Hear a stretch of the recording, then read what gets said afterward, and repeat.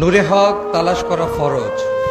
পবিত্র কুরআনুল কারিমে সূরা তাওবার আয়াত নাম্বার 119-এ মহান রাব্বুল আলামিনের কথা আমাদের মহান মুর্শিদ হযরত সুফি আহমদ আলী ওরফে বাবা জামশেদ শাহ শিরশির রহমতুল্লাহ আলাই কবিতা ভাষায় লিখেছেন, তত্ত্ব করা নূরে হক ফরজ একিন, কহিয়াছে খোদা কোনো মা সাদেকিন। পীর ধরো যথা পারো কহিয়াছে সাই, পীরের উসিলা বিনা হবে না ভালাই। আমার জানু বাবা তার পবিত্র কালাম বাংলার লিখিত কোরআনে বলেছেন, আশেক মাসুক আছে যে রাজ অন্তর, কেরামান কাতেবিন তাহার রাখে না খবর।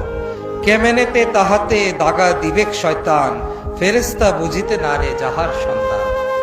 আশেক মাসুক যদি আমাদের অন্তরে থাকে, সেখানে কেরামান কাতেবিনেরও খবর রাখার কোনো হস্তক্ষেপ করার কোনো অধিকার নেই, জানেই না তারা।